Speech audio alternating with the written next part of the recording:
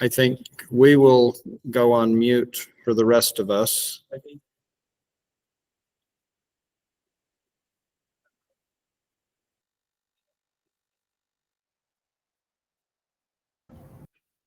Okay. Oh, sorry. Block my speakers and just listen to you here. Okay, great. I'm going to go ahead and display the monthly unwinding report.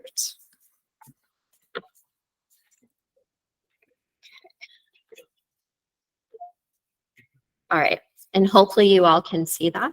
Yes. Great, perfect. So I'll go ahead and start going through this. Hopefully you are all familiar with this first chart. This shows our progress of unwinding since we started in March. You can see for the month of September, we have currently 424,340 individuals eligible for Medicaid and CHIP. And we are currently keeping open 144,572 individuals. And that's of the month of March or September, excuse me. And then scrolling down, we are in month 8 of unwinding. I don't know if it seems like that. It's been a lot of effort. Oh, excuse me. Sorry. Okay. A lot of effort with our unwinding. For the month of September ending, we have closed 28,000 individuals in the month of September. We did implement, and I know we've spoken about this a few times, and I'll let Maurice add anything that I might miss, but we are super excited about the automation that we did for ex parte. We did put that in place September 22nd, and this was for individuals who had reviews in November for December benefits. We did have a success rate of 13.2%, which we're pretty proud of. We're hoping to see that increase. And over the next few months, we'll be looking at ways that we can increase that number even more and implement our phase 2 of automation for ex parte. One thing too, just so you guys are aware, we did do a demonstration to CMS probably about 2 or 3 weeks ago. They were really impressed with the automation. For those of you that don't know, there are other states who have automated their ex parte process.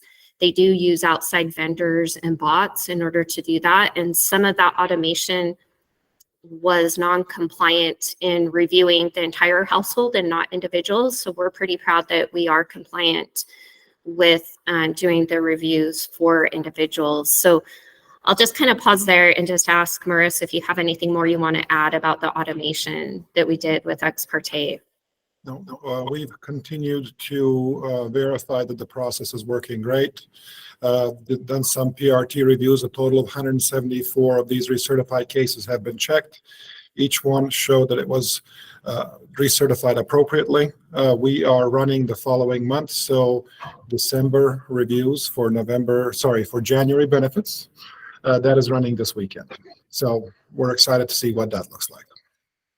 Yeah, thanks. Okay, and then obviously we have updated our online dashboard.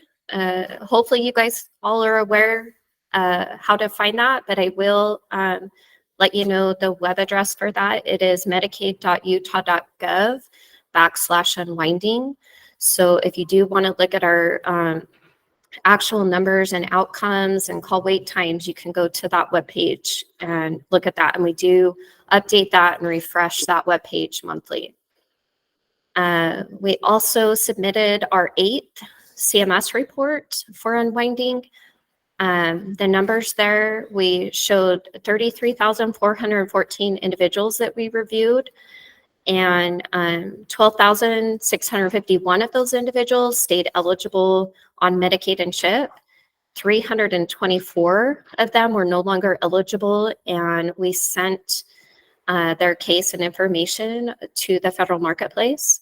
and 16,376 of those individuals were closed for paperwork reasons, or another term that's known as procedural terminations. And then just below, as always, we add just kind of a standing status of our case reviews. And one thing we did add today, and this is why Sharon, thank you, Sharon, for sending this report back out. This is what was added this morning. We did put on here for each of these bullet points how many individuals were closed each month and how many individuals we renewed. So hopefully that's some helpful information that was added. And then next steps, we will submit our next monthly report on November 8th to CMS. And at that time, we will also update our online dashboard that I just mentioned. And DWS will start reviewing those December cases for January benefits. And hopefully with the added benefit of having that automation that Merce was just talking about. So I'll stop there and just ask if there's any questions that anybody has. Okay, thank you. That is a good report, Michelle, as always. We appreciate that. And Maris, thank you for your comments and for all the work at DWS at automating those procedural reviews to be ex parte. And that's very encouraging, very exciting information. I have a couple of questions, and then I'll open it up for the committee related to this part of your report and the historical disenrolled coming back to April. My math shows 193,000 people would have been disenrolled during that period of time.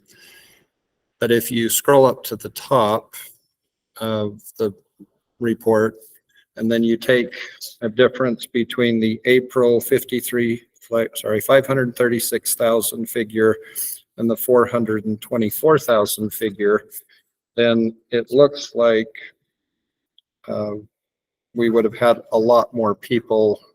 So I guess that only is 81,000 people who have net disenrolled of the 193,000 who have been terminated month to month. The figures that you just went through would seem to total up to about 45,000 of the 193,000 being restored to eligibility. So does that mean the difference of about 36,000 is newly applied individuals coming onto the program? Yeah, excuse me. Okay. Going back off of mute. That's a great question, Michael. And I think, Brian, if you want to try to help with that answer, I think you could probably answer this better than I could. Sorry. Yeah.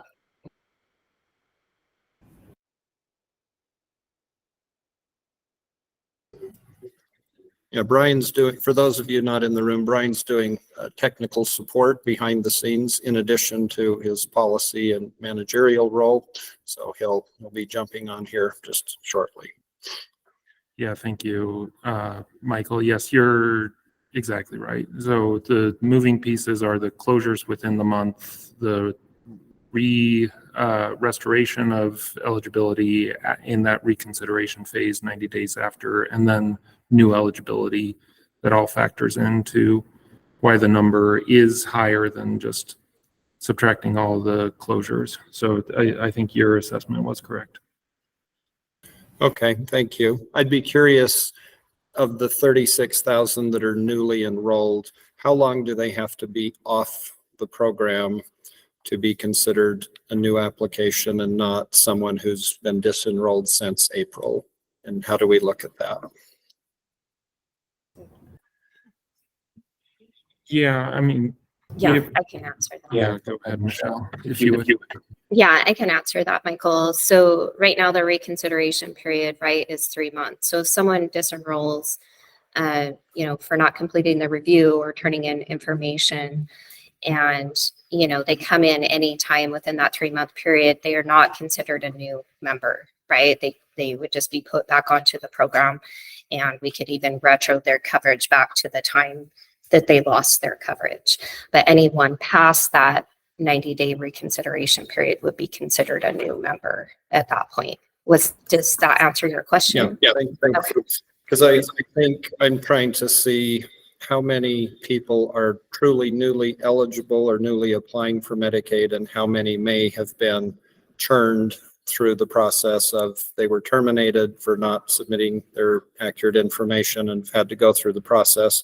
So I guess worst case scenario, in all of these 193,000 people who have lost eligibility, of the 36,000 maybe lost coverage for the 90 days, had to fill out a new application to be back on the program. But we recognize there are other individuals who are maybe new, moving into the state, declaring their intention to live here. And some of that 36,000 is going to be truly new applications, and others could be those who have just been closed longer than the 90-day period, just to raise some visibility for kind of what we're looking at and the potential of churn. Okay, looks like we've got a question from Lisa Heaton. Lisa, go ahead. I'm just going to ask a really question that may seem kind of dumb, but I'm kind of used to looking dumb, but it's just, if you could help me just with this question. Originally, I hear a lot of questions about originally, there might have been a different plan, and that Utah is going a little quicker and moving people off Medicaid a little quicker than we expected from the beginning. So I get questions about that. So I just wanted to make sure that I understand. Is it correct that originally there was a plan to do the unwinding a little shorter, and then there was something that happened that made it to where we were under a stricter deadline legislatively? Is that accurate, or do I have misinformation? Okay, who would like? Jen, you want to respond? Jennifer is going to respond to that.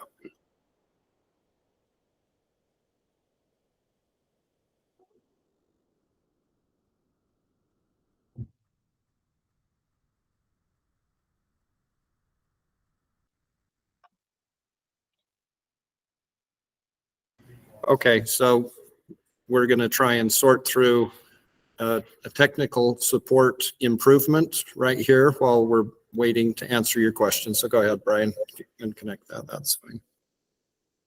Okay, Lisa, I want to make sure I understood your question, but I'll explain our plan that we had agreed with CMS from the start, that we would take 12 months to complete our unwinding activities. And that was the agreement that we had as we submitted our paperwork to CMS. They reviewed all of it and they signed off on our planning that we had. It is also what we shared with you. There had been some discussions with some legislators who had engaged the department in some discussions about moving that timeline forward and quickening our activities. Through those discussions, it was determined that we would not change our overall agreement with CMS and the original timeline that was established from the start. So with this, we are still on track. We had created at that time a 12-month plan with bucketed lists of individuals that would be reviewed over that timeline.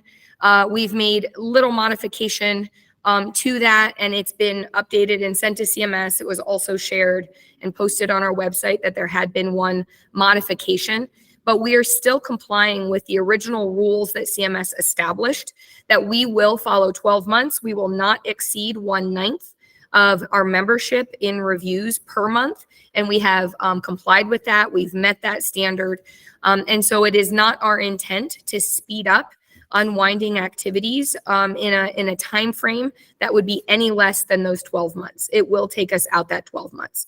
Did that answer your question? Thank you, Jennifer. Yeah, you explained that so clearly. That was really helpful, because when I try to explain it, it gets a little muddied.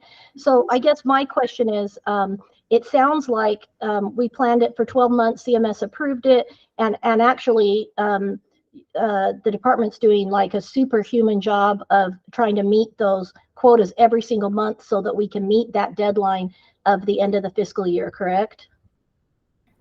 That's correct. We're doing what all states are doing who are doing this. It is an enormous amount of work that the teams are taking on to review all cases.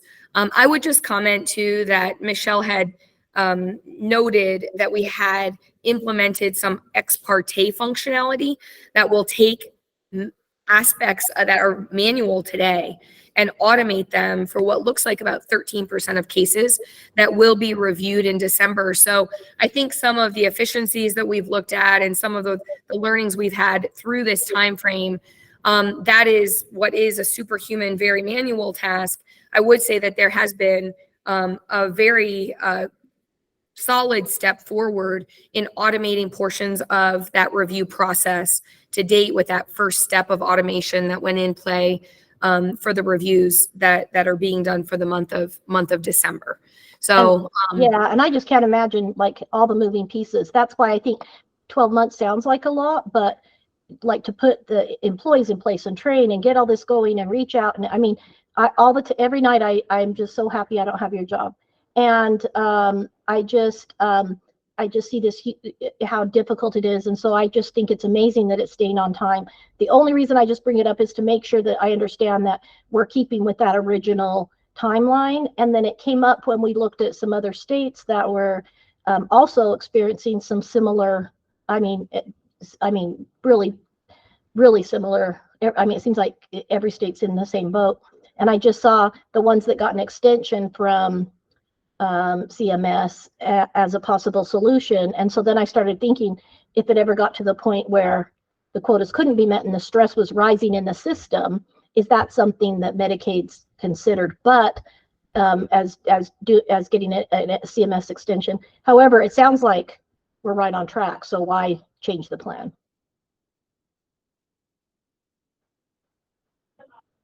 One reason to change it, I mean, it would just be like, we could have waited until the ex parte was actually like ready. Like we could have paused. We could have made a different decision just to make sure we're not like we can't expect that. I do think we could have waited and said, let's have the ex parte get up and running, and then we can restart this. Because there are a lot of people that have fallen off, and they are eligible. So, and there are, I mean, they did change emergency Medicaid, so we just lost 4,000 emergency Medicaid people have lost coverage. I can't hear who's talking at all. Can anybody else hear them? I was just going to say the same thing. I think it's Stephanie, but Stephanie, it's hard to hear. Oh, sorry. I thought the owl was up. I was just saying, I guess another perspective would be that, we could have paused and we could have like waited until ex parte was ready and automated and then restarted it.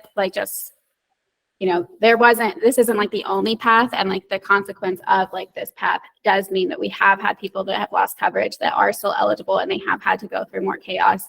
Emergency Medicaid, even though the plan maybe from CMS still met certain guidelines, it was changed. There's 4,000 people on emergency Medicaid that was closed. Many people on emergency Medicaid still have the crisis they have.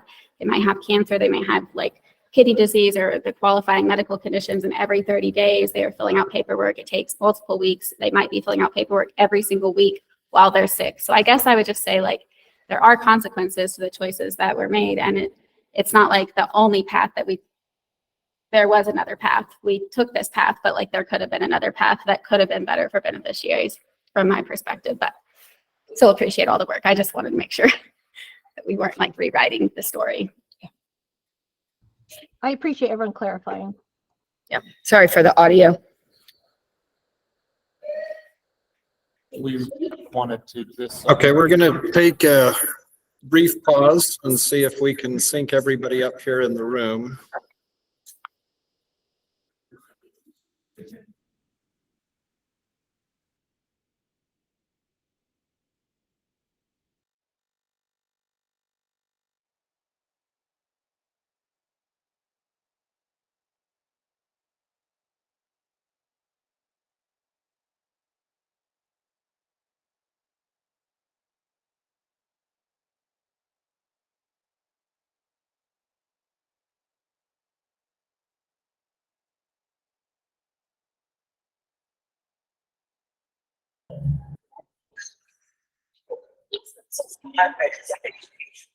This shows work.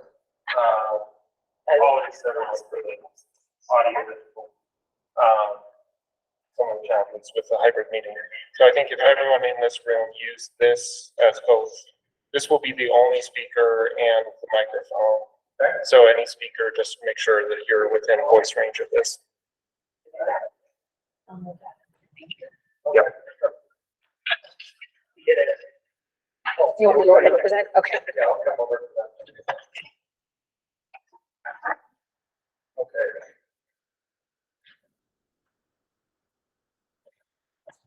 I'll pick us up in the same room. It's new, exciting technology. Okay, so thank you for that report. Were there any other questions on presentation function? Oh, yes, definitely. Oh, okay, well, we're not ready to move on to number 2, so here we go. In-room questions. Stephanie Burdick, you have the floor. Hold on, let me get my notes. It's a scripted set of questions. Here we go. Cool, perfect, okay. Y'all getting to see the behind the scenes of my brain.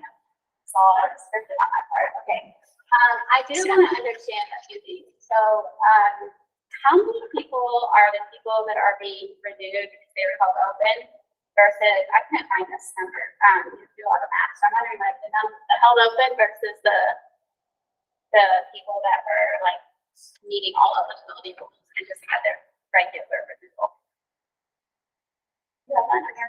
So we, like I said, when and I think, let me go ahead and I think that would. We can't hear outside of the room, so just wanted to bring it up. We couldn't hear Stephanie. I can repeat the question. Maybe. So Yeah. Stephanie, your question is how many among the people at the beginning of unwinding, how, or? Each month, like, so each month, like, They're who living. was held open, like, of the held open, how many renewed and disenrolled, and then of the non-held open, like, I don't know if we have that detail. We have that top line graph in our unwinding report that shows month over month. Sorry, it's behind you, right? Yeah, but that doesn't include, does it? it doesn't show like the It just shows pending. outcomes among this group. Yeah, So you it shows the, I think we You can't would do have that. to, we would have to separately pull that. Okay. Because the people that were not held open were meeting eligibility rules, and in the past, what I'm curious about is, so these are people who have even completed renewals when they did not have to during COVID. Yes, Yeah, or they have only been on the program for a year. for less than a year. Yeah. So one of them did complete their renewal, so I would, right, a lot of people that have Yes. gone there. Yes. Like, Yeah. So then if they're falling off, these are people who don't have a complete renewal, they're falling off anyways, and I just think that like looking into that would be really helpful. I do wonder if that's where there's some technical glitches of closures being sent out by technology and not just like by like a person, like the one I got here. Like, I just wonder if there's like more closures that are technical in nature, and that would explain some of that difference. Yeah, and I don't know, Maurice, is that something that you want to maybe talk about or anything that we might have identified through the system throughout the process? I would greatly appreciate, Michelle, either you or Brian are the folks I can hear the best. When Stephanie was asking her question, I heard bits and pieces of that, and I have lost the entirety of the question. So I'm sorry for the inconvenience, but if you wouldn't mind just repeating the question here.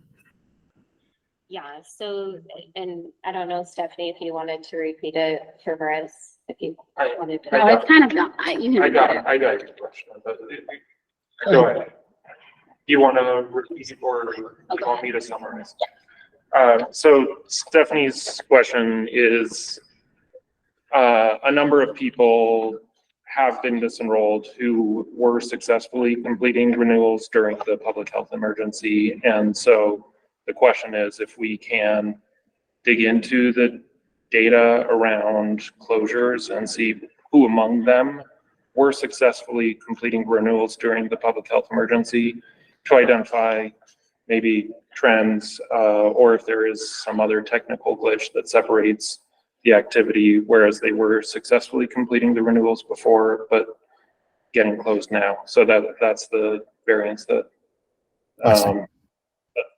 So one item of clarification is, I think Stephanie said this right. We have continued to mail out reviews to folks even during the unwinding period. We were not closing cases, or we're not supposed to be closing cases if you end up losing eligibility as a result of that review. For the most part, I believe we have been successful in keeping folks open. At the end of each month, what we've also done during this period of time, we have worked a report that has shown anybody that has lost coverage during that period of time, and we've ended up manually reopening those cases. We've worked that report since the beginning of time. So not the beginning of time, since the beginning of the continuous eligibility requirement. So there have been instances in which we have found that individuals have lost coverage, but we have quickly reinstated those benefits to those individuals. So either for systemic reason or otherwise, we believe that we have captured most of those. If there are those that have lost coverage and their review is not up, I'd like to know about it, if at all possible, if you have that information. But those instances have occurred, and we have been correcting them monthly. So I believe the second part of your question was, and make sure I don't paraphrase this or butcher it, so Brian, correct me if I'm wrong. The question is, have those that have maybe completed reviews previously have been considered as their month has come up and they have now not completed the review? Did I get that right? Yes. So like when they don't complete their review, but they have in the past, and they're not renewed this time, but they were meeting eligibility rules before, so they were not held open.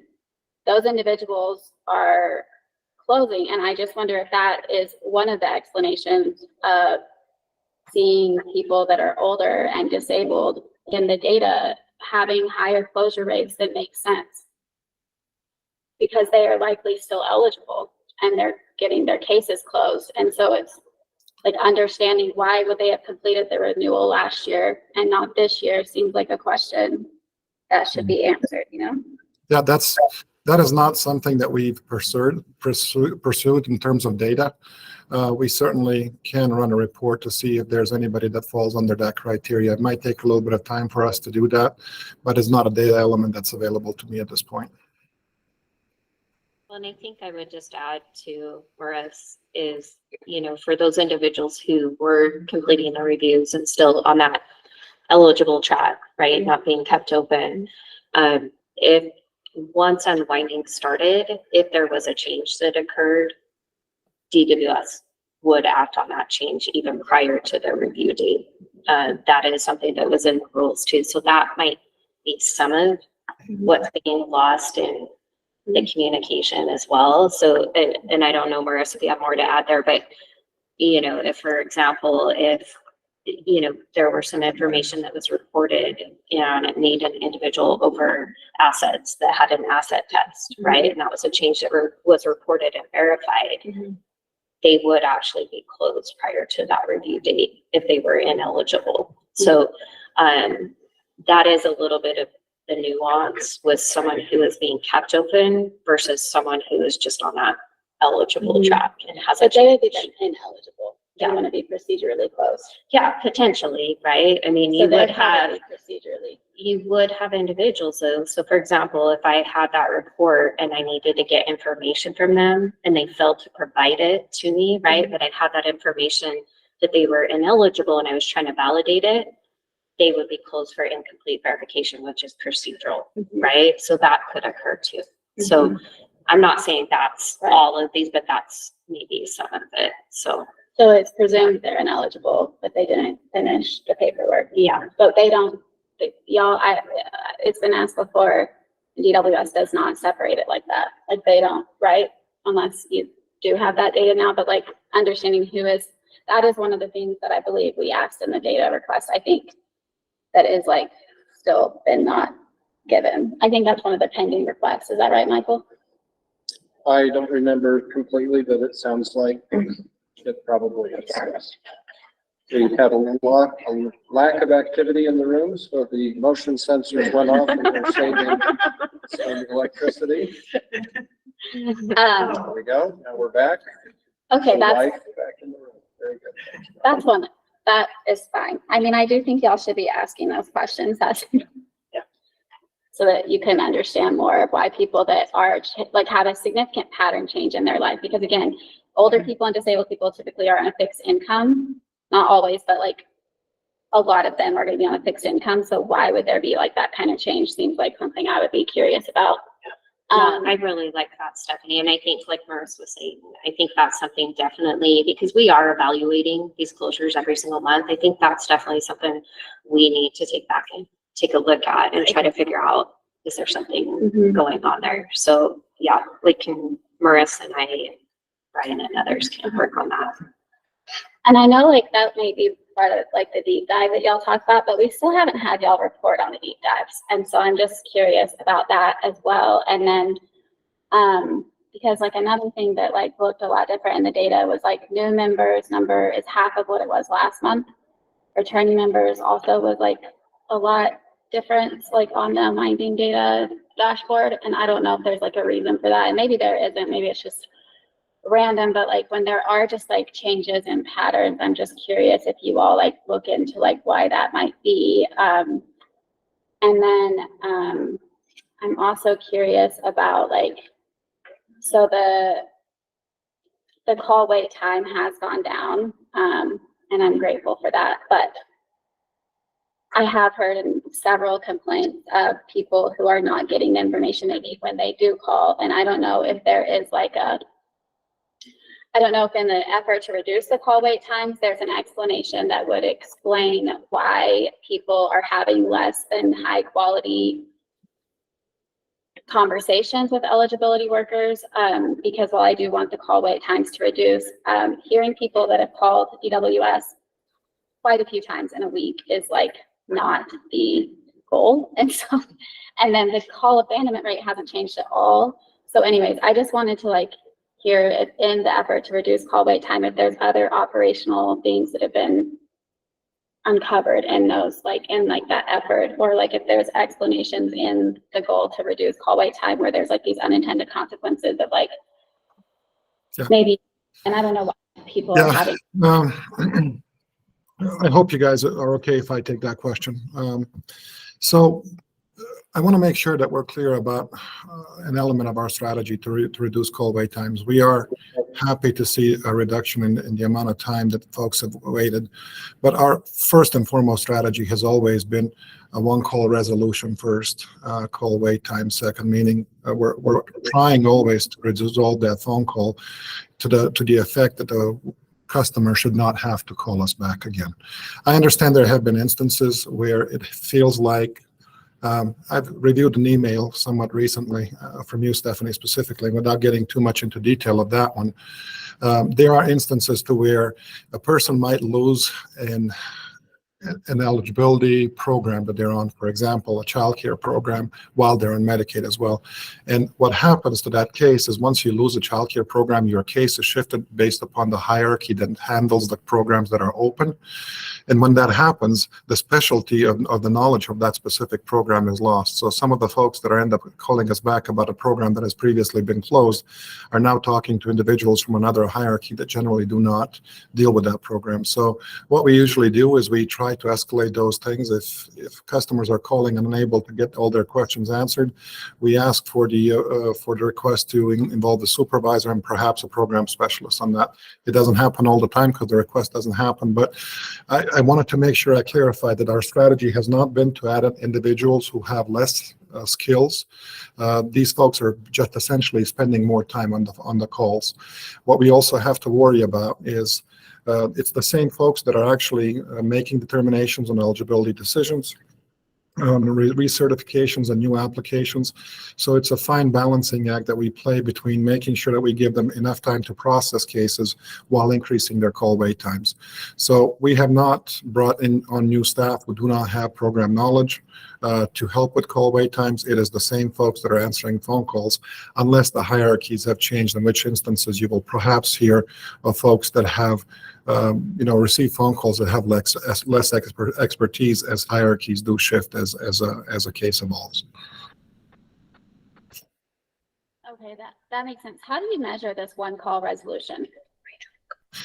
It's based upon how many times are we seeing the same case call us back. One thing that we have recently discussed, and this is Michelle, Brian, and myself, is trying to figure out a flag in the system that will actually indicate when the case has called multiple amount of times and we appear to not be resolving the issue. At that point, we would be instructing the worker to get some other expertise involved to get that call resolution done.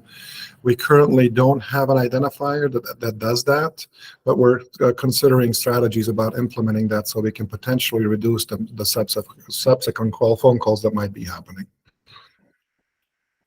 Okay, that's helpful.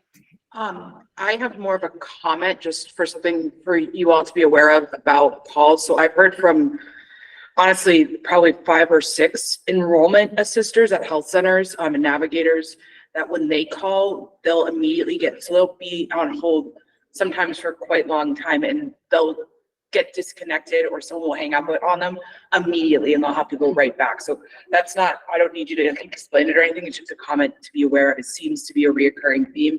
And they also said that the wait time for the Spanish line is very long. And like noticeably longer than the English. So that's just a comment. I don't need you to like, I can. Well, that's one thing that has been difficult to do because the Spanish phone calls is basically a limited population. We can have assist with those phone calls. Providing additional resources to help the Spanish calls has proven more difficult for us to manage. We are continually hiring people. We are asking for a Spanish preference, and those that are speaking Spanish that are in training currently will most likely be sent to that Spanish hierarchy. So we have those folks that are actually there. But currently, I have a group of folks that is jumping on when the phone calls get to a specific level to help with those delays. And I have a limited number of Spanish folks or folks that speak Spanish that can actually do that. So that has been a challenge, and we'll continue to try and work through that. So thank you for that comment. No, and I totally understand. Like I figured that at least. All right, any more questions here in the room? Let's go more. I One promise. more for Stephanie. That's good. Okay, the transitioning to the marketplace, how come, like, this is like, okay, are people having to do verifications? So if it's obvious that they're ineligible, are they having to do additional verifications just to be told, yes, indeed, you are ineligible, even though the person said, I know I'm ineligible, and I just want to be transitioned to the marketplace? How come there's not like a faster way for them to do that? They were told that they had to go get pay stubs from like previous employers, not even their current employer. Yeah, so I can help answer that, and Marish, you can chime in for anything I miss. So in order to be transferred to the federal marketplace, you actually have to have an ineligible decision for Medicaid or CHIP. So, and you know that, so over income, over assets, you know, an actual ineligible reason, not for procedural. So if eligibility is not able to make that determination, it may be that they need to request some information from someone. You know, if it's not available electronically, maybe they don't know that yet, right? So they're asking for that information to be provided from the member. If that's turned in and they can validate it, put it into the system and say, yeah, you're over income, at that point, that member will be transferred electronically to the marketplace. Now, with that said, right now, there is a special enrollment period through the federal marketplace. So if by, you know, the example you gave, if I'm someone who says, yeah, I'm over income, I'm not even going to bother trying to get my check stubs turned into DWS, you know, it's just kind of a waste of my time. I just want to go directly to the federal marketplace. I absolutely can. And that is part of the special enrollment period. They can go directly to the federal marketplace and apply and just, you know, proceed that way. Now, if they do that and the federal marketplace screens them and says, okay, I know you think you were over income, but you're actually under, they would actually be sent back to the state to make a determination for Medicaid again. So there is that loophole right now. That is something I think is really good that CMS put in place during the unwinding period, because there is, you know, such an effort and so many people being reviewed, and you do have those people, you know, that really, you know, they probably do know to some degree that they no longer qualify and they just want to get coverage through the marketplace. So they have opened that up right now so that they can do that. And they actually do not have to wait for a denial letter or anything. They can go straight to the marketplace. They were told that they did have to wait until they got denial letters. So, Oh, okay. Well, yeah, they can go to the marketplace. okay, that's. Okay, thanks. Okay, I'll be done. Okay, any other questions in the room? Any other questions online? Okay, thank you. And we'll move to item number 2 on the director's report. Michelle, Brian, Maurice. Okay, great. Thank you, Michael, and everyone. Thanks for the opportunity to present an update from the director's office. I'm going to begin my presentation by focusing on unwinding because we're talking about unwinding. I'd like to continue discussing that. I'm not seeing this share. I haven't shared.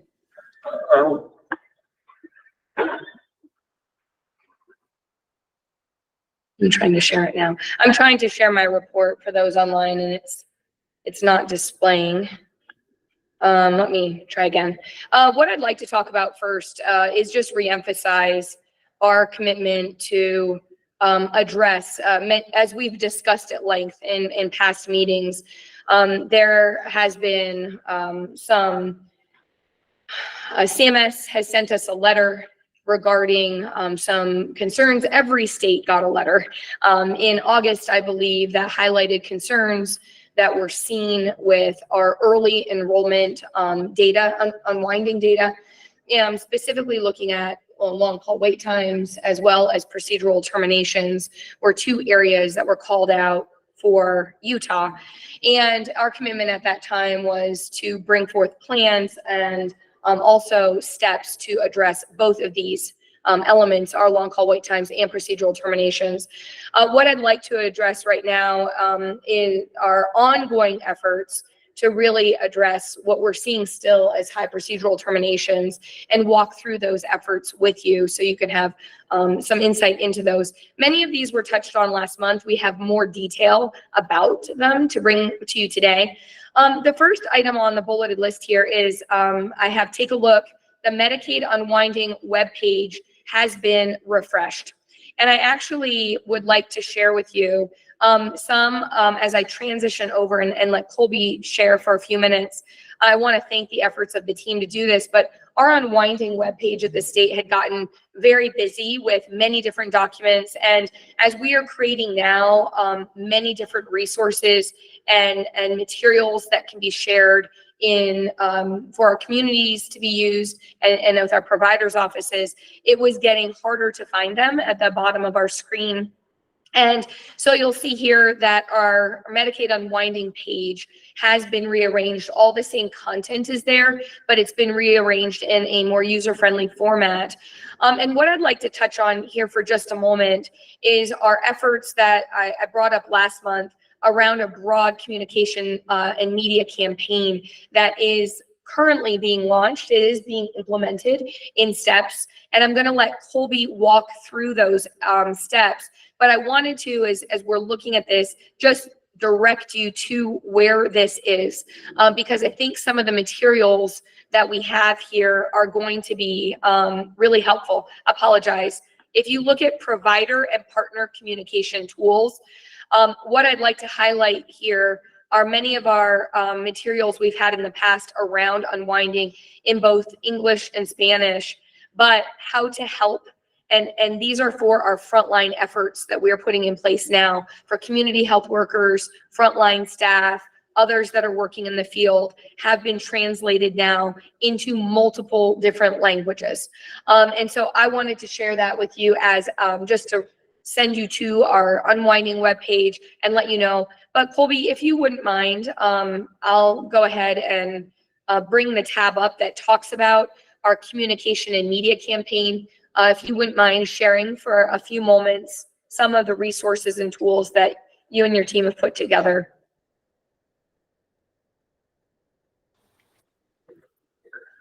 Okay, I was just pulling it up here.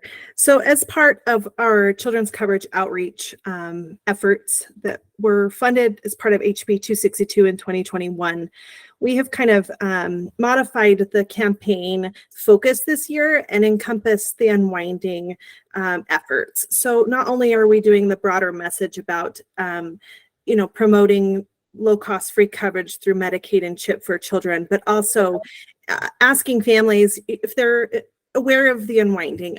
Is your family currently covered? Please renew your coverage. And so you'll see in these efforts, they launched on October 1st, that message is twofold.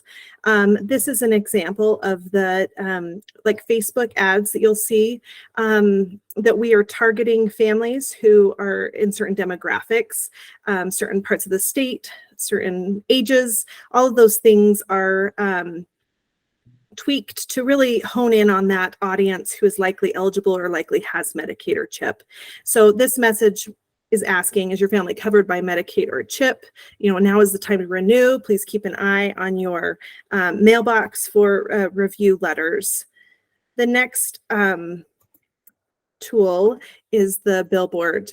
You'll see these across the state in targeted neighborhoods where they are more likely to have higher rates of uninsured children and families. So you'll see the general message on the right that we've used for several years, just advertising the programs as they are, but also this new message of, do you have Medicaid or CHIP? Complete your review, keep your family covered. The next one is some transit ads. Jen even mentioned that this had been photographed by someone, had seen it live and in person on a bus driving by. So we have the general message, protect your children's health with Medicaid and CHIP coverage, but also have Medicaid or CHIP, complete your review, keep your family covered. We just want that message to be on a broader scale, prompting families to be aware that they need to do a review, they need to take action this year. And then our radio ad has the same type of message this year that you'll potentially hear on the radio. You may not hear it because you may not be the target demographic, because it is a very targeted procedure to try and get those families who are more likely eligible, but you may hear it.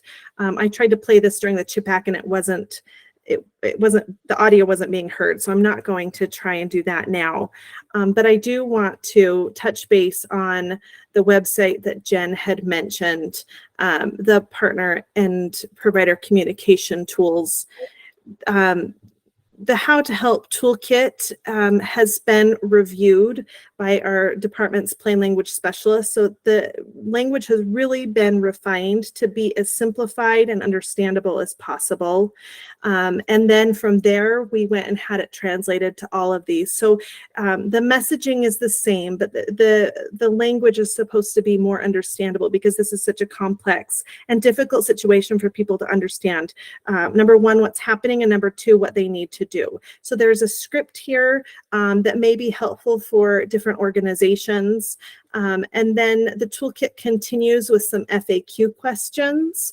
And this is in all of the languages. And then the last page is information about, I'm sorry, I'm going really fast. I want you to be able to see this on your own. But the very last page is how to help someone who lost their insurance. So steps that you can take if you are assisting someone, whether it's in a provider office or a community partner, that you can help them know what their next steps are if they have lost coverage. So I wanted you to be aware of that resource that's currently available on the website. Along with that, we have a desk reference. So again, it's just like a one-page tool that you can have at a provider's office desk. If you have a patient that comes in and doesn't have, no longer is covered by Medicaid and they were unaware, here's some things that you can do to help them figure out their coverage situation. And then the last piece is a member flyer that is also in all of these languages. I believe there's 12 or 13 languages. that you can print this out and hang it in your offices. You can send them out. You can electronically distribute them to your community. But we wanted these tools to be accessible and available to various communities.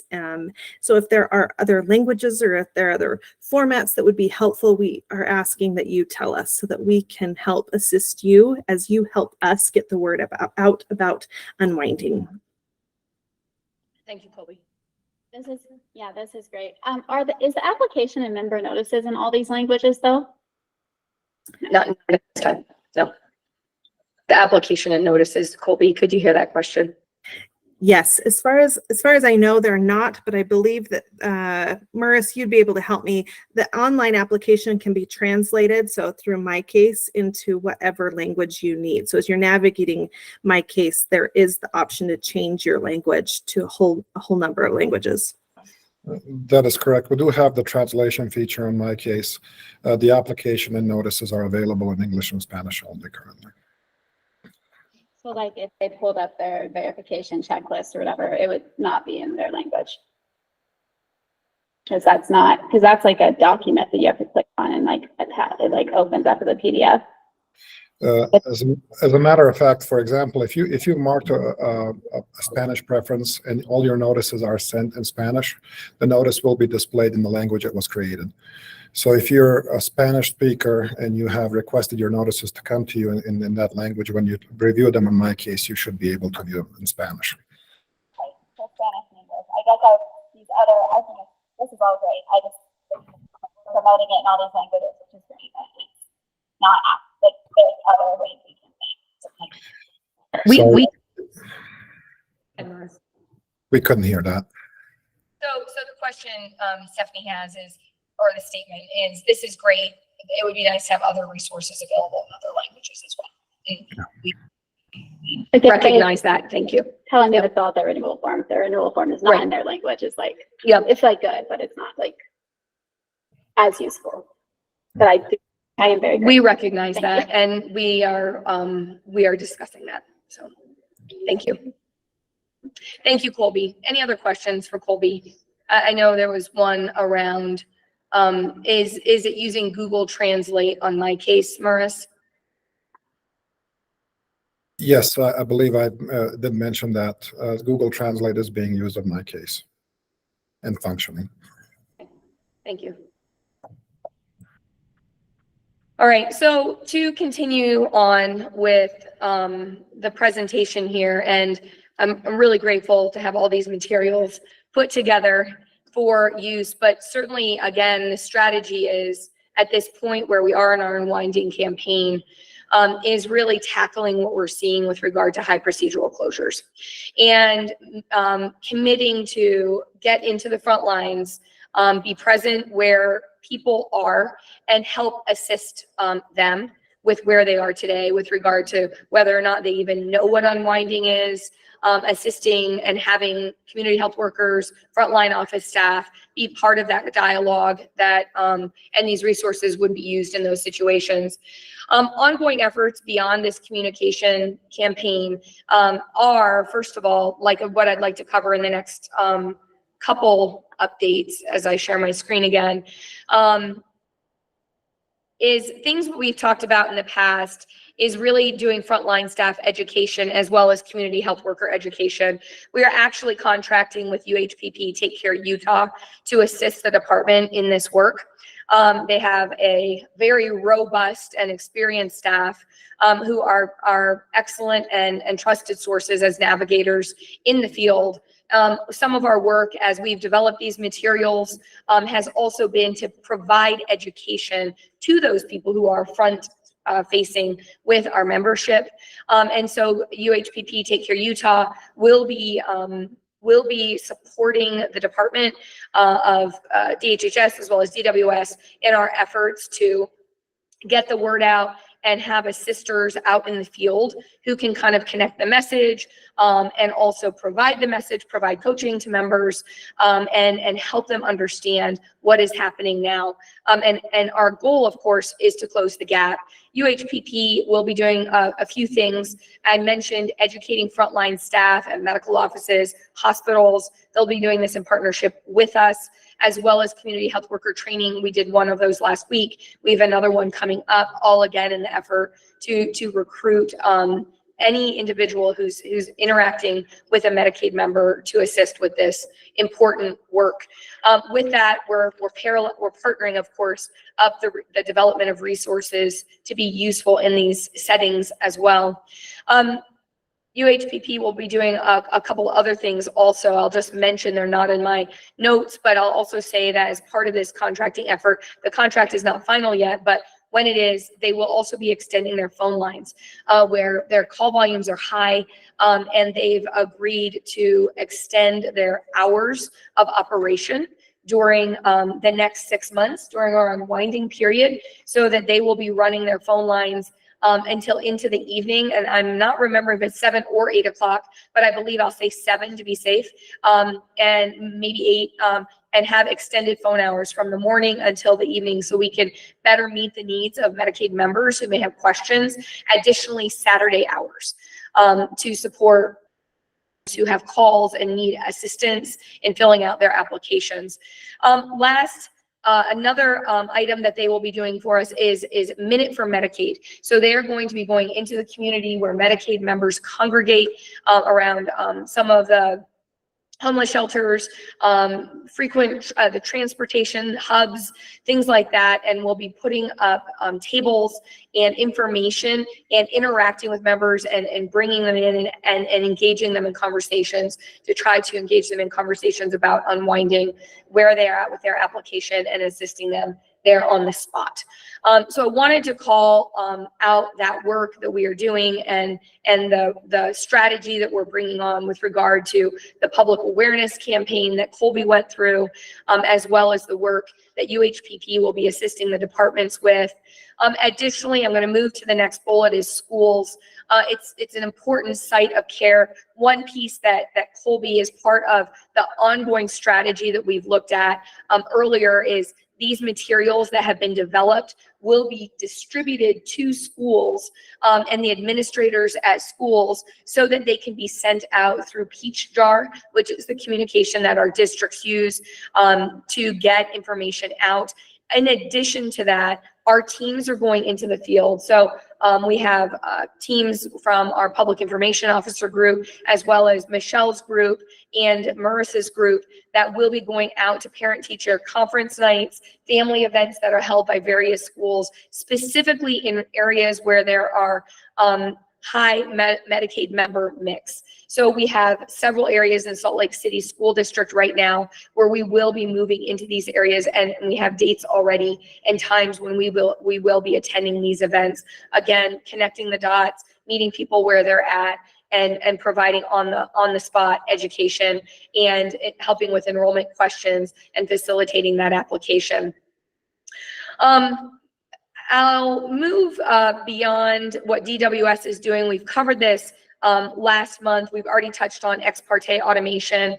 I do want to just call out, last month this was in development, were these member resources that are customer quick helps, which are little self-help videos that are available on for use by the member themselves or by navigators, assisters who may be helping a member complete their review.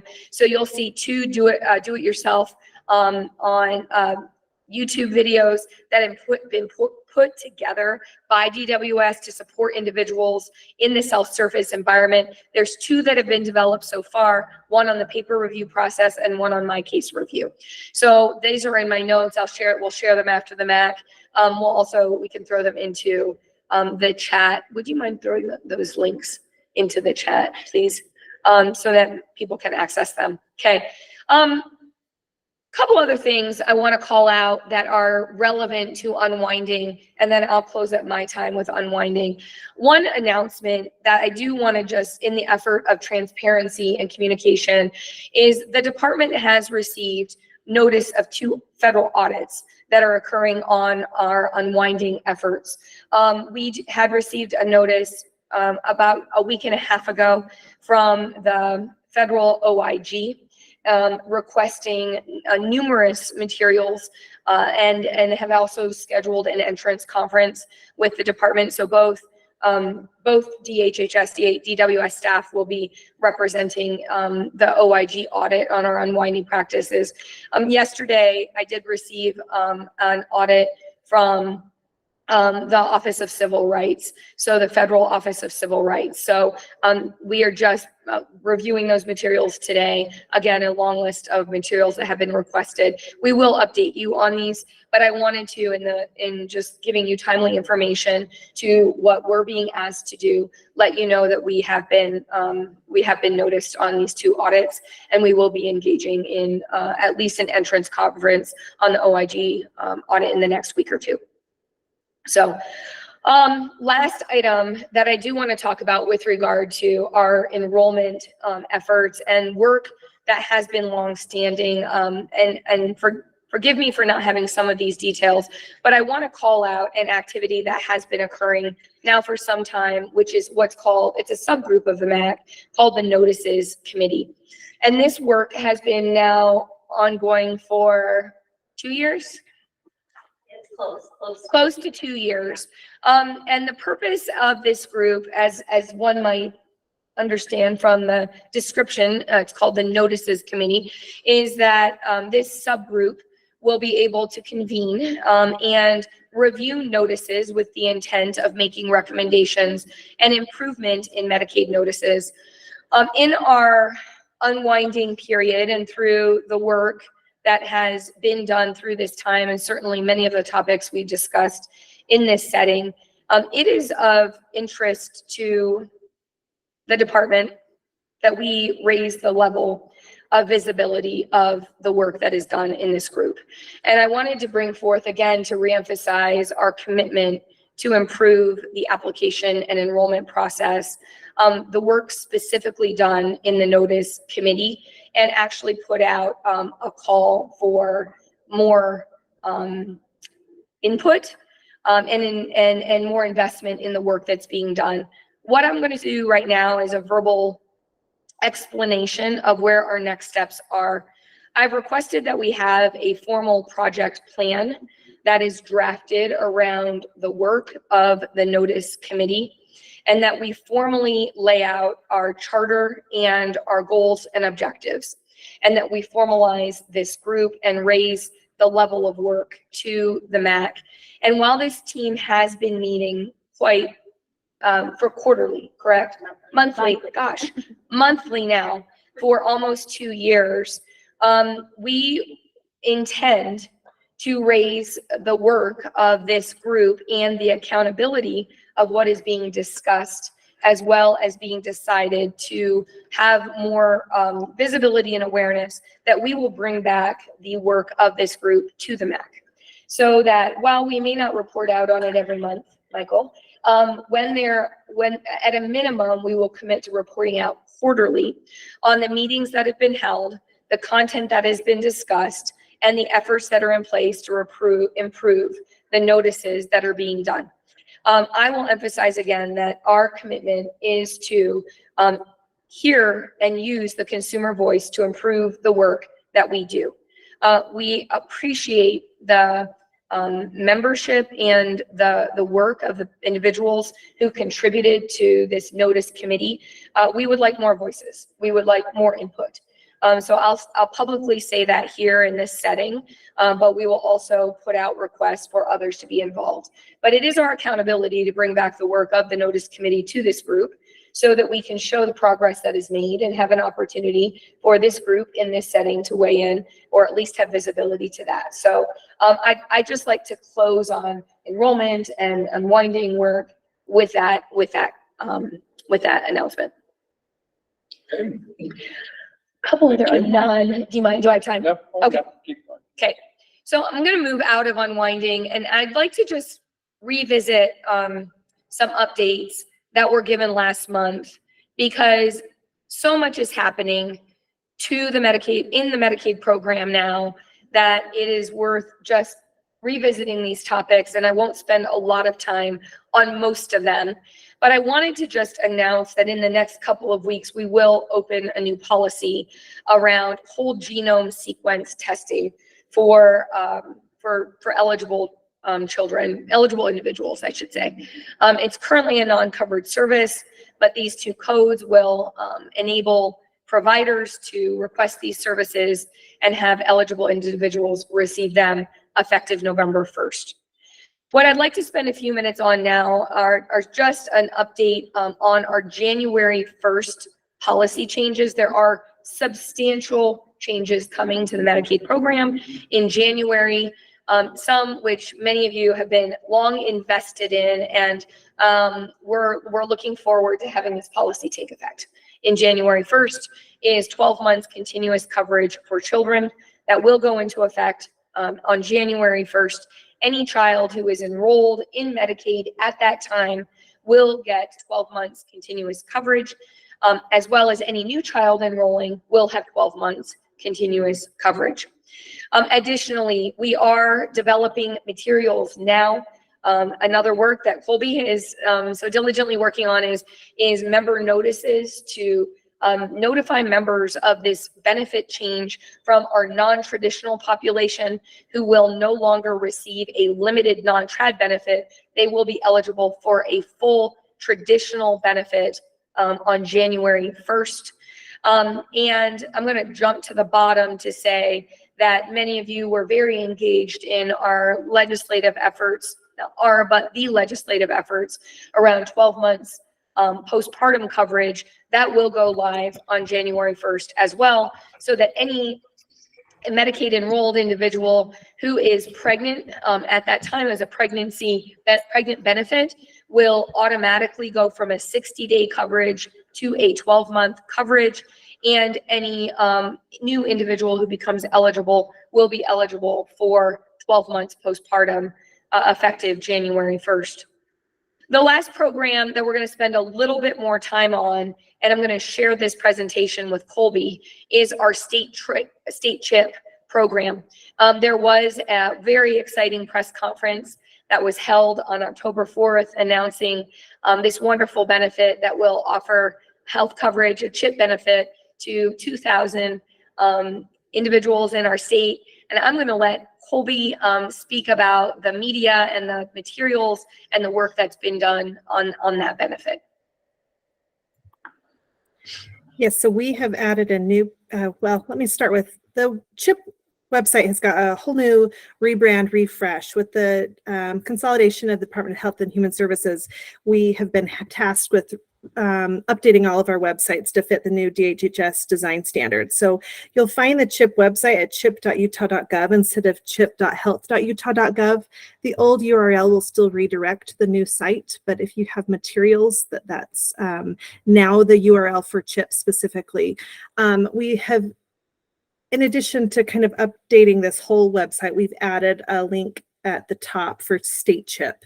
And so there's information for you to find specifics about the program, when open enrollment will be, who is eligible, the coverage, application information. Of course, this will be updated once the program goes live in January. But for now, we just want to arm you with all the information so that as you are in the community and sharing this and alerting people to this new program, that you know where you can get resources.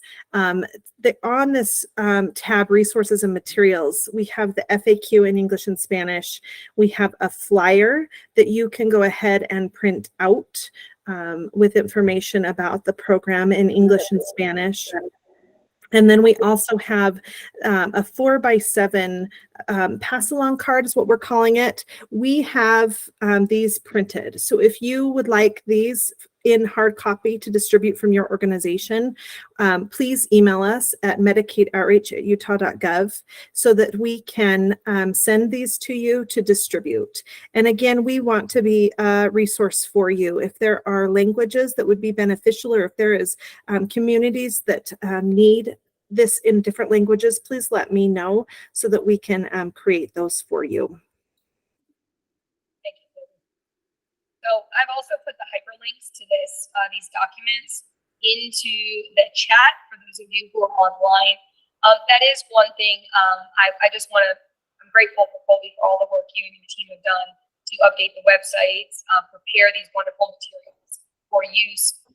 One really important thing is something Colby said at the end is we have resources and the ability to print these materials and mail them to you. And so we have not had many requests for this. Colby and I were discussing this earlier today. We really would love to see the requests come in so that we can print out materials and ship them to you so you can use them in your communities. The other piece too, I love that Colby mentioned that if you would like materials in a certain language, that we will do that. We've had requests as we've met with different communities around images, around different languages, and I love that we're able to tailor this to the needs of our membership and to meet the needs of our community. So thank you, Colby, for that work. And if there are any questions, that does complete my update for this time. But I thank you, Colby, for doing that with me today. So I have just a question. Thank you. Is the name of the program State CHIP? Michael, we can barely hear you. Okay, I will project a That little. is better, thank you. So I just thought it was interesting, even though here in Utah, we call CHIP, but it technically in the federal authorizing statute is SCHIP, the State Children's Health Insurance Program. So I was, In the federal regulations, separate, the S is separate. okay, that's different from my recollection, Oh, but okay. because we have a standalone CHIP program, you had Medicaid expansion CHIP options, but I've always understood it to mean State Children's Health Insurance Program. So I was just thinking, here in Utah, that might be how we separate them, but there might be some national people or people who have experience with other states come here and assume it's one and the same. So just That's helpful. perspective there. I know we're not going to be able to change the name, Colby. I know you'd like to redo all the materials again, but not going to ask for that. Okay, just thought I would ask that question. Did you hear all of that, Dory? I did, thank you, Michael. Oh, no, we're fine. Thank you, Dory. Appreciate the feedback. Okay, Can we now ask Jennifer questions? yes, yes, we're opening it up to other questions. So it. I always start first. Thank you, Stephanie, for keeping me in line.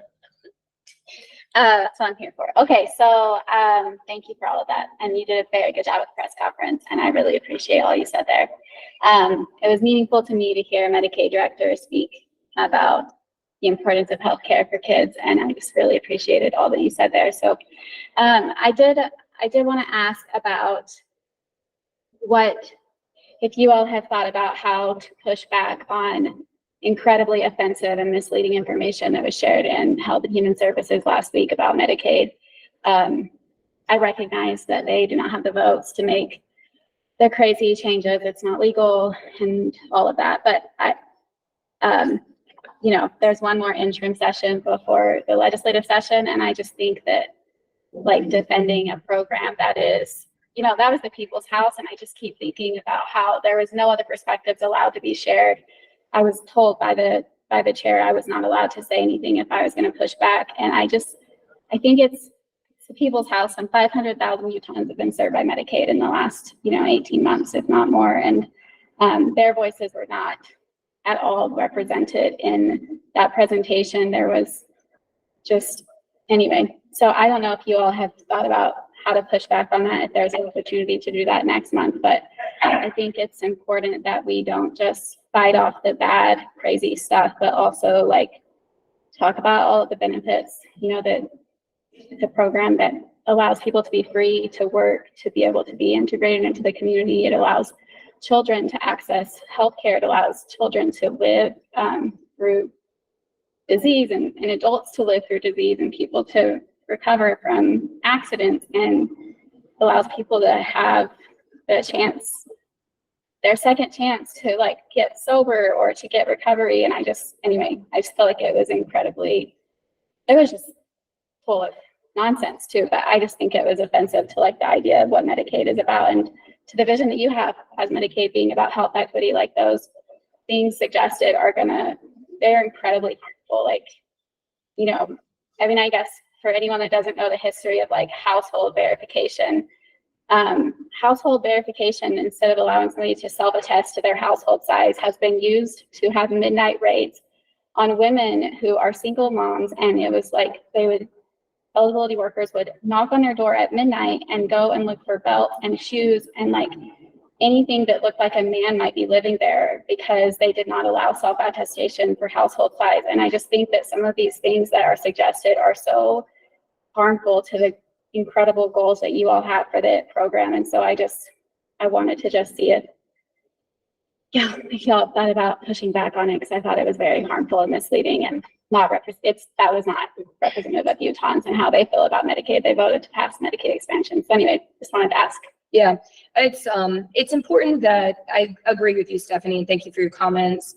Medicaid, we certainly believe and know that Medicaid provides a lifeline for people and necessary preventive services, treatment options, and certainly is a link to overall health, right? We continue to work with legislators on an ongoing basis, whether it's up at an interim session or in meetings that are happening daily, right? To talk about the work that we're doing and the value of this program, and are committed to doing that. So certainly we haven't laid out the whole agenda for the next session at this point. We haven't engaged in those discussions yet, but we will certainly continue emphasizing the good work that the Medicaid program is doing to provide assistance and necessary access to healthcare services to those individuals who qualify for it. So I appreciate your comments, and I agree that it is important to speak what the program is doing and how it is serving our population, especially when there's questions put out there to the legitimacy and value of it. So yeah, thank you. My next one is I just wanted to make sure, since there's a lot of industry people on the meeting, the vaccine. So, I mean, Jen has said, I think it's fixed, but I had 2 Medicaid members that could not get the vaccine, or what's it called, the booster shot. And I hope that all of that's been resolved, but it did take, I mean, it was delayed a little bit, right? So I don't know if there's just like, if all of the system industry people and the state, I just wanted to say that I hope that there's some kind of operational plan to make sure that, I'm assuming there's going to be booster shots again. And anyway, just hopefully that there won't be a delay next time. I mean, I realize Medicaid members have a low vaccination rate, but hey, the ones that want to go get it, like, we don't want to keep them away. So let me explain, if I could, for a moment, Stephanie's comment around the COVID vaccine, and specifically 2 different vaccines that had some trouble in our pharmacy system. Both of these vaccines were approved underneath an emergency use authorization and were available under different NDCs, or national drug codes. And when the end of the PHE occurred, we had to update our systems and system programming to have the system see them differently, right? With these new codes and some of the new programming, there had been some issues with the way that the coding came across and the way that our system was, that caused a 3-week delay really in the time when the new vaccines were available and then when the systems could fully bill it. And as a result, Medicaid members were going to the pharmacy and were being told this isn't covered or you have to pay cash for this. And I was alerted to this situation. We'd also gotten some calls to our pharmacy, met with our ACO partners on this, talked through the issue. We got our systems updated so that it didn't have that. And we've been speaking with leaders of the pharmacy community as well, working through the Pharmacy Association to share this message around this. We've been asking pharmacies and working, when we get phone calls directly around this, we'd worked with pharmacies to let them know that they could cash pay this and reprocess the claim for the members. They didn't have to turn the member away. Some members were turned away and weren't able to do it. Some members did pay cash, or may have paid up front for it. It was $185 is the one receipt that we had. And what happens is the pharmacy needs to reprocess that claim. It's not something that the state can actually go and and reprocess that or the plan.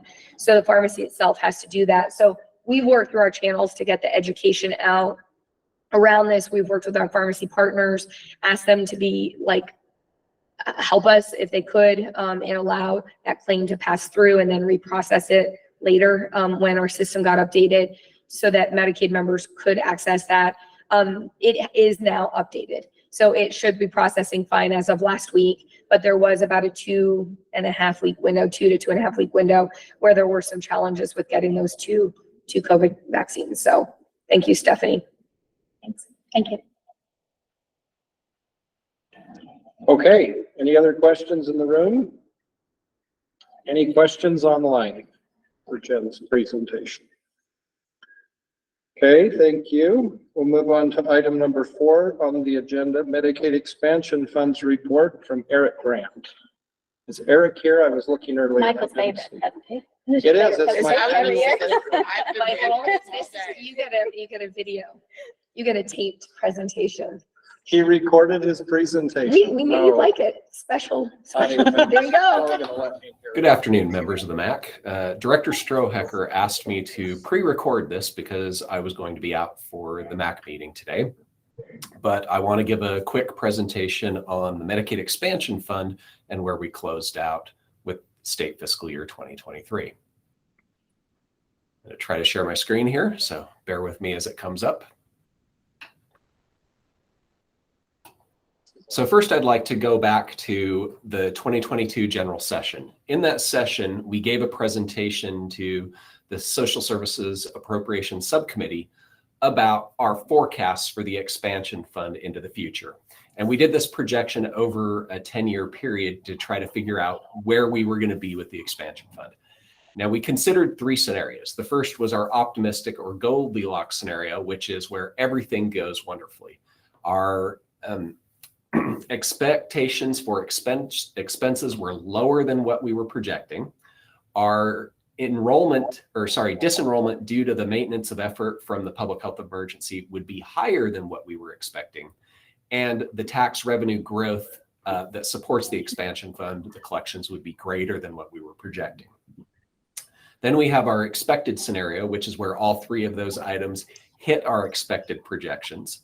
And then our pessimistic scenario, which is where expenditures exceed those projections.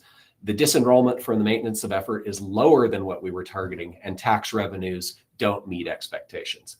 And so reality is obviously going to fall somewhere between the optimistic and pessimistic, but we wanted to give the extreme examples of those to try to figure out where we would be in the long run with the expansion fund. So here's what the projections looked like. And as you can see, they go clear out to 2033.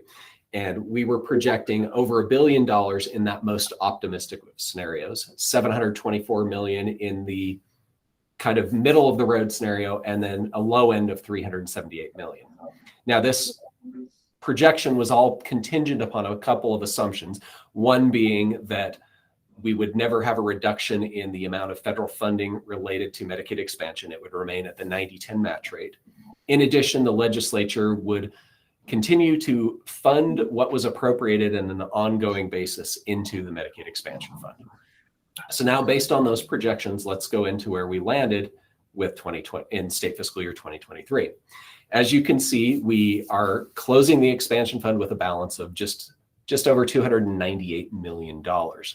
Now, you can see in the revenues column, we increased our revenues from 140 million to 212, and that's just that year's collections.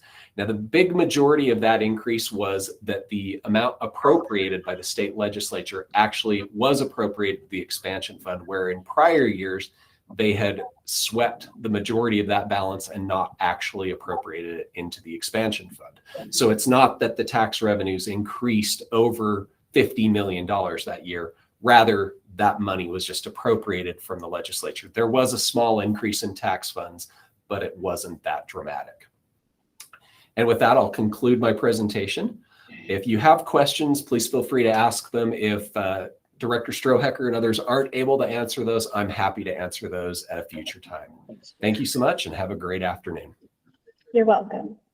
Thank you, Eric. So, and Jamie is on the line as well. Yeah. I have questions. I helped you all get all that money. so I you're don't have welcome. any questions. I have several comments, so I'll maybe hold the comments till the end. So let's go with the questions. Yeah, let Right me here my in the room, notes. Rachel.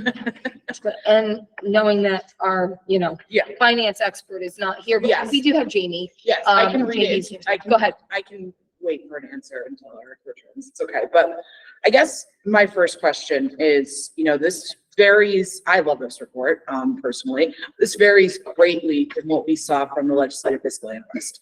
And virtually it could not be more different. And, I had asked this question, I think, at a MCAC meeting, maybe like after the legislative session too, or no, it was after the interim meeting, which was sometime in the spring. And I was told some of the assumptions that were made in the LFA's report that made it differ were an assumption that there would be a drop in the FMAP, both for the expansion population and for the traditional Medicaid population. I'm not sure if that's factored into this. I kind of want to know, just, as I meet with legislators and have conversations with them, they're getting two conflicting reports, and it's important for me, and I think other advocates, to be able to explain why. I would personally, full disclosure, subscribe to this one a little bit more, but that's my own opinion. This is actual expenditures Yes. through June of 2023. Yes. Okay, got it. Yeah. And then, but like the projection into the future, I think Okay. still differs pretty greatly. What are all the scenarios involved in Goldilocks to Eeyore? Yeah, does that mean it is, does the EOR one also include that it may be a drop in Drastic FMAP? statutory changes, Yes, reducing that would federal be- Yeah, participation. correct. And then also like the idea of the recession too, which I think I can assume is in the EOR one as well. So that's kind of just, I don't know if. So what factors went into each of the three scenarios? Yes. Yeah, we can bring that back. Great. Good question. And then, I think my other question is, my understanding is that there's two main sources of revenue inside the expansion account, which is the sales tax, that I think everyone talks about, and then the hospital assessment fund. Are there any other ones in there? Yes. Yes. Go ahead. I figured actually Michael could answer. So Eric kind of spoke to this point for 2023. Prior to the adult expansion being implemented, the state had engaged in a number of Medicaid programs for all state funding for certain coverages that didn't get the higher 90-10 match after the state went into expansion. For example, the PCN program for the state was committing $4 to $5 million per year in general fund.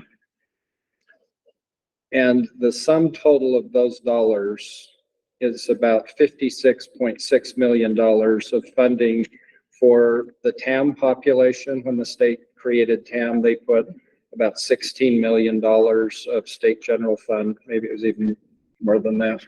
16 to 30. It couldn't have been 30 because that would have been the full amount. So it was about $16 million of state general fund. And then you have about $5 million of PCN, and there are some PDL savings that were put in the account. So there is $56.6 million of state general fund that had been committed to Medicaid programs that was freed up when the state did the full adult expansion in January of 2020. And so that is the biggest difference in the state revenues between 2022 and 2023, because for 3 years prior to that, in state fiscal years 2020, 2021, and 2022, the legislature actually swept that money before it was deposited into the account and was directed to other Medicaid programs. And then they used some of that money that was freed up to fund other state needs. So the cumulative figure, as great as it is, near $300 million, could be closer to $470 million if that money had not been redirected. But state fiscal year 2023 is the first year that that full $56 million was put into the Medicaid expansion fund. The hospital tax is around $12 million, but the vast majority of it is the sales tax, which is over $100 million of the figure. And if you take out the difference between the $56.6 million that was added in 2023 to the $212 million figure, then balancing compared to 2022, the revenue figure would have been $155 million. And, you know, it's 212 because the 56 is in there. But by comparison, if you're trying to compare the number of 2023 to 2022, the $155 million is what 23 would have been by comparison to the $140 million in 2022. So there was probably about a $15 million growth in the revenues from the sales tax, but the vast majority of the increase was from that state general funds amount actually hitting the expansion fund. So this is probably what you would expect to see going forward unless we hit a recession. And if we hit a recession, you would expect the state general fund amount to drop a little bit. And that's going to be the biggest fluctuation because the $56 million short of the legislative action to redirect that is a constant figure. The hospital assessment is a constant figure, and it's the sales tax that is most prone to fluctuating. But to add $100 million to the balance, I think, so I'll just add my comment right here, puts us well beyond the Goldilocks scenario for state fiscal year 2023 by a substantial factor. I think most expectations were that the figure would have climbed to about $235 to $240 million. So that's a substantial change to have a fund balance of $300 million. So, okay. Yeah. Other comment? Yeah, Question? yeah, one Let's more. keep commenting, questioning. Very good. Very good. So this is something that I think I've talked to with everyone at this point. Is there any intention or have we cleared up what specifically the sales tax amounts can be used for? Because I know it's been like a constant struggle of we can't use that, the expansion. I know that there's work being done right now at the legislature to change how the hospital assessment funds that are in there, how they can be used. But is there any discussion on that around the sales tax? Because that money is very protected for a good reason, but one may argue perhaps too protected at times. Any thoughts? I'll let you comment on that. I don't have any interpretive license. Yeah, I mean, I'll say there's ongoing discussions around that. So I won't give anything else at this point. You were part of, you heard what was discussed around the hospital assessment money, and I think that was a good item to discuss. I can bring back some information. I figured I wouldn't get like a straight answer on that one. That's okay. Has the legislature been has there been corrections issued by, like hospital who's gonna tell the legislature that they were wrong? They said that this wasn't gonna happen. I'm just saying. Oh, I think it would be a very And I don't interesting mean Ben, but meeting like that the- we'll like with probably Russell. schedule next year in August in my last meeting as chair, where we'll do a worry, sky is falling message and compare with reality, because we might even have another year's worth of data at that point. But for those of you who may not be aware of what Stephanie is speaking to, there were many days of hand wringing and how the state's fiscal situation was going to be put into catastrophic mode, and the state budget was going to be exploded by the growth and the expenditures from the Medicaid expansion program, because of all of the other states that had expanded Medicaid, it had broken their budget supposedly. And we fortunately sit here with a $300 million surplus. Not because it's important to recall that it was midway through state fiscal year 2020 when the full expansion actually took effect. It was April of 2019 when the first phase of the expansion took effect. So as you look at these figures, state fiscal year 2018 was just creating the fund even before the adult expansion took effect. And fiscal year 2019 only had 3 months of expansion at the prevailing federal match rate. It didn't have the 90-10 money. And only half of 2020's numbers had the 90-10 match rate available. So then 2021 and 2022 were years where you have real expenditures and the accurate match rate, but you don't have the full revenues dedicated to it. So it appears to be a very structurally sound program, short of major changes to Congress on funding percentages, et cetera. So I was going to ask the question if we felt like the $111 million figure, while it's more than 2022, was an accurate reflection of the full expenditures for state fiscal year 23, recognizing there have been some problems with prison paying claims, et cetera, and how you've accounted for that. But Let's have, Jamie, do you want to comment on that? Sure, the expenditures that are in there for the 111 million are everything that's processed through so far. We do an overall Medicaid accrual that takes into account what we think might be coming in, but that doesn't factor into our expansion. So currently it's just showing what's been paid on claims that have come through and actually had payments go out the door. So there will be probably some higher expenditures as we catch up on some of those this next year and get them processed through the system. or some of those could come through.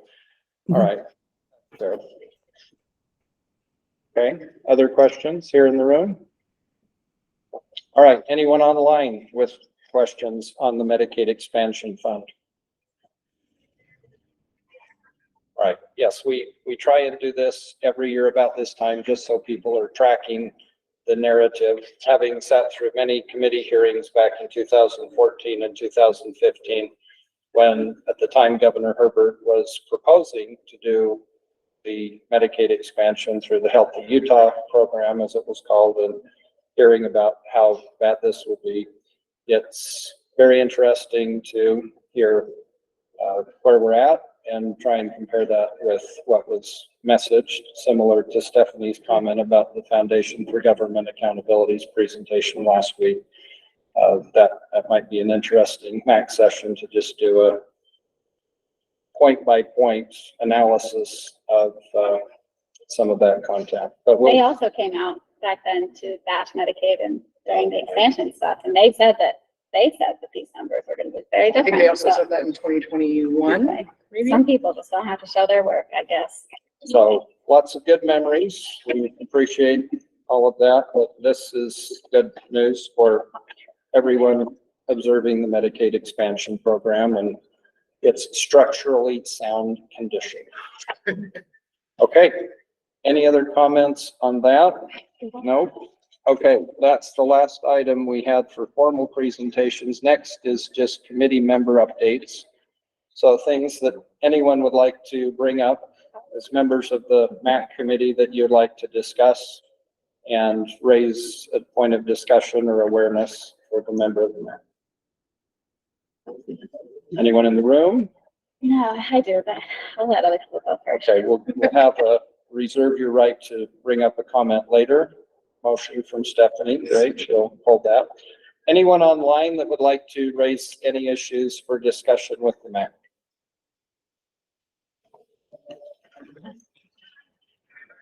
Maybe let's just ask, we recognize we had some technical challenges kind of getting this up, but what's your general sense of an in-person option with the hybrid broadcast? We know those of you online have had a few challenges hearing people, but any comments about your experience being able to participate in what we've provided as a meeting forum for today? I prefer having it in person. Sure. Personally, I hate looking at my computer as I sit here and look at my computer. Thank you. It's different. Can I give you my update after I do the minutes?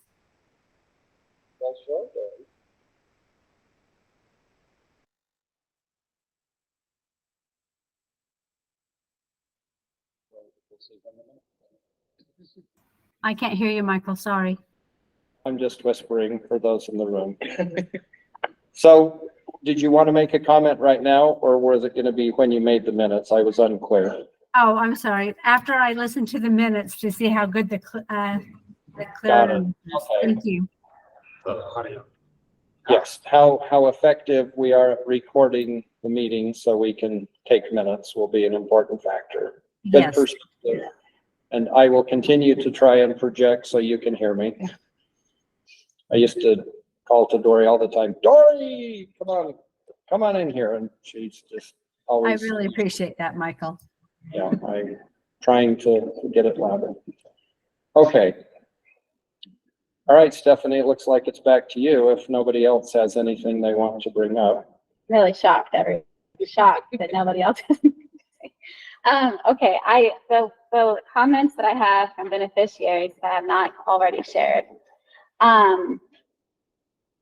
So one of them, I did want to just read quickly and just give a public gratitude to Michelle and Marcel really did help. One of the beneficiaries that reached out to me, and anyways, she was explaining and she has so much on her plate with everything from health to going to school to work. She's just incredibly grateful and said that she really appreciated the genuine concern that they showed for her.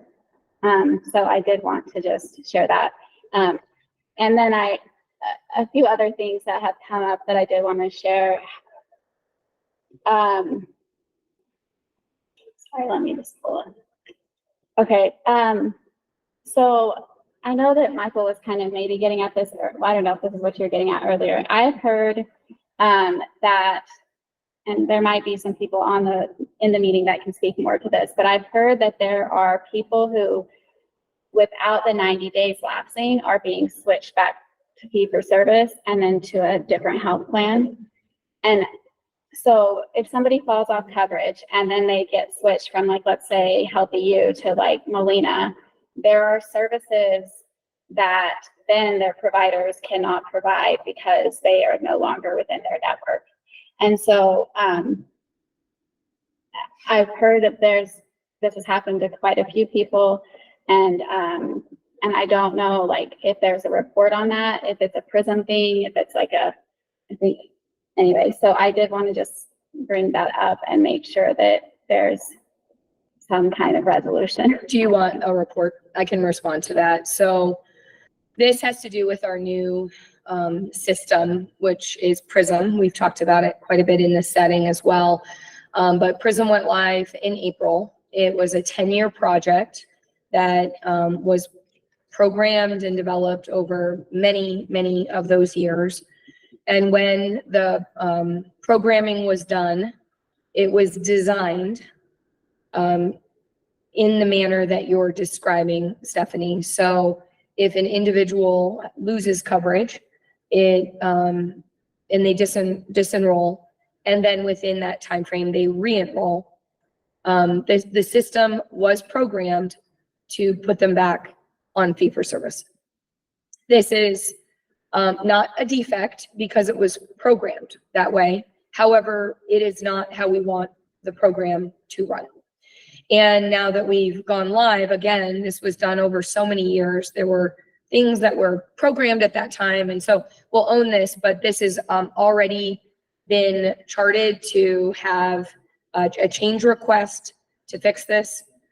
We know that it is confusing, and like you're saying, it's causing some disruption to members. And as we've learned about it, we've put it on our roadmap, and it is part of a large group of eligibility fixes that will go in early next year. But that programming needs to be changed so that there is not, that when the person returns, they return back to the plan that they were originally enrolled in. In the meantime, are they able to switch, or are they stuck on Molina? Sorry, not. No, I just have. sorry, are you manually changing these? Are you going in and doing some manual changes? So I think The benefit plan assignments? managed care. I don't know. So the managed, go ahead, Mary, thank goodness you're on, because I think the managed. Yes. Yes, we will change them, especially if there's an access to care need like that you mentioned, Stephanie. So it's just a matter of hearing about those situations and being notified of them. So if there is ever that type of scenario, we do get notified from the plans often. when that happens.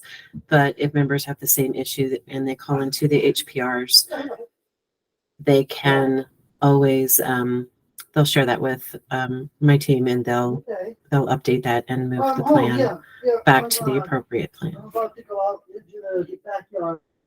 Mary is a manager on our managed care team and manages much of the data and a lot of these requests who come in. Her and her team are managing a lot of those. So we can get the information. Mary, would you mind? Thank you. Greg has put in the health program representative phone number. Who's in it? I think that if I saw who's in the meeting, I could tell you if they could come on. And there's somebody that I know has like a lot of people, but I'll just tell them. Okay, so if there's someone on the call, Greg Trollin did put in the health program representative phone number where a member can call and direct their request in, and then the managed care team will look at that request and switch them. Okay. Thank you. Yep. So Jen, sorry, it's Sheila with Melina. I just wanted to ask a quick question here. If a member does call in and says that they have an access to care issue or a provider's not covered, is the department validating that with the health plan? Because I think, we would want to make sure that there truly is an access to care, just to ensure that, care is not fragmented and, people stay consistent with their plans. Go ahead, Mary. I clarify one thing, Mary, real quick. Sheila, this is about benefit. Anyway, go ahead, Mary.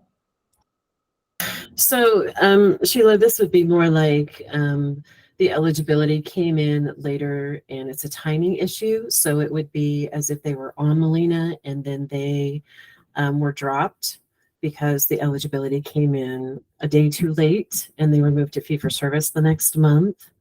So what we would be looking at is, did they have Molina last month? Is it a timing issue? Would they normally have continued on with Molina?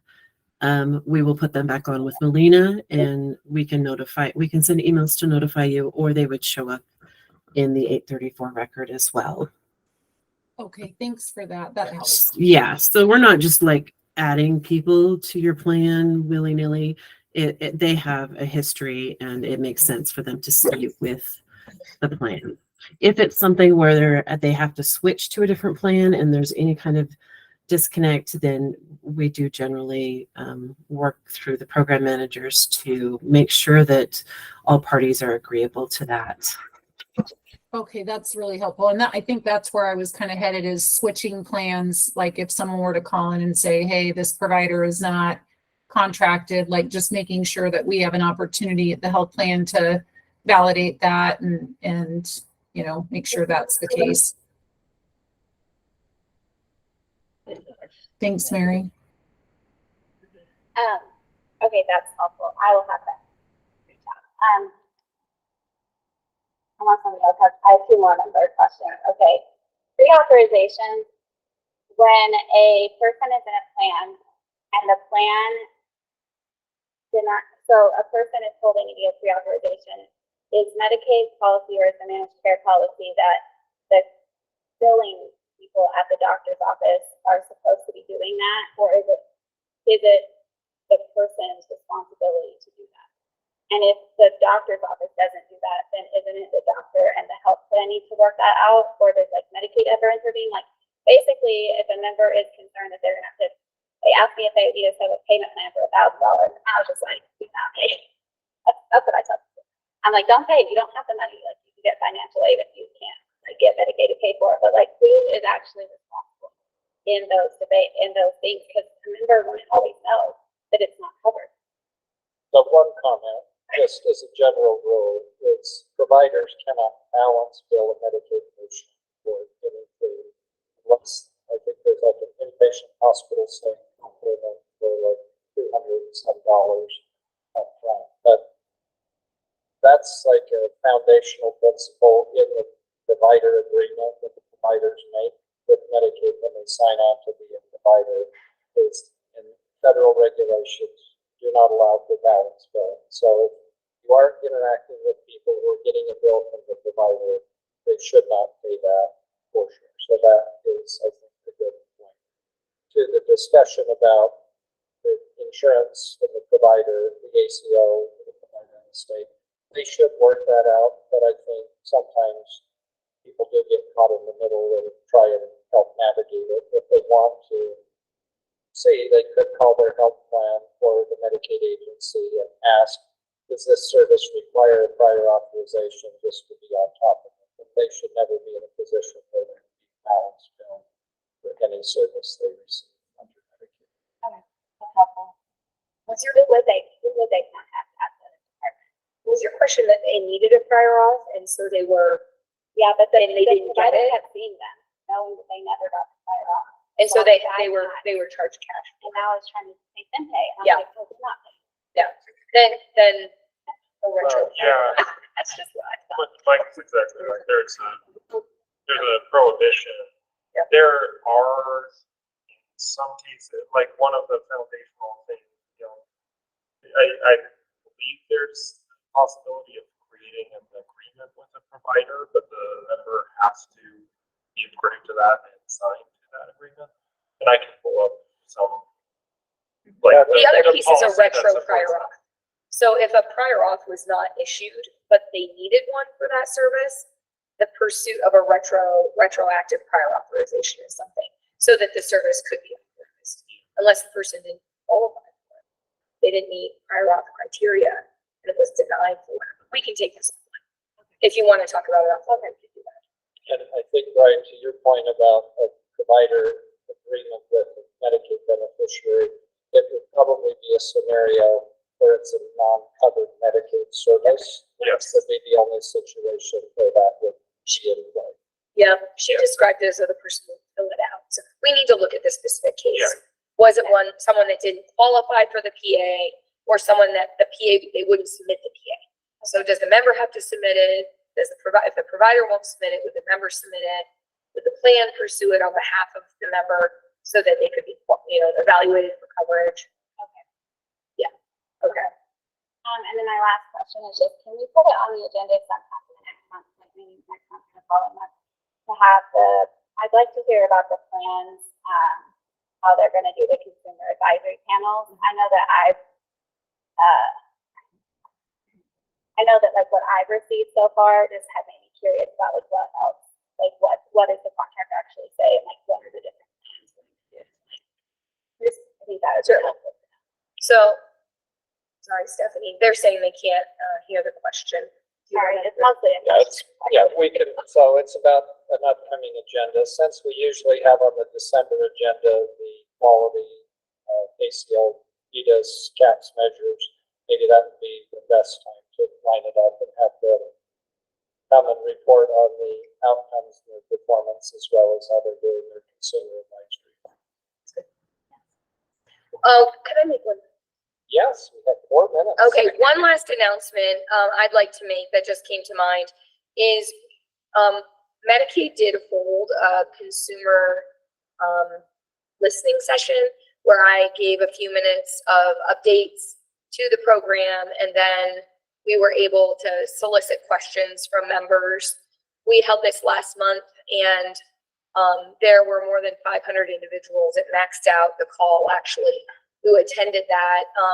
We have established the date of November 8th of having another one. So we will be working to send out a notice to members and be able to get questions in advance of that member meeting. So our commitment is to be every other month to hold listening sessions with members and take their questions and respond to them in this public forum like this. So I wanted to announce that here, since our next MAC meeting will occur after, it's hard to believe it's November, but it will occur after this event has taken place. So thank you. Will you report out ever so often on like observations, themes, patterns, Absolutely. So the request was to report out on what's brought to those updates that we have, and yes, we will. Okay, well, we've had a good discussion, a lot of good information shared and discussed. So I think we're at the end of our agenda. We'll entertain a motion to adjourn. Make a motion to adjourn. Thank you. All right. Anybody who opposes that, let us know. Otherwise, we're going to have Okay, we will consider ourselves adjourned until November. Thank you, everyone, for your participation and presentations. Thank you. Thank you.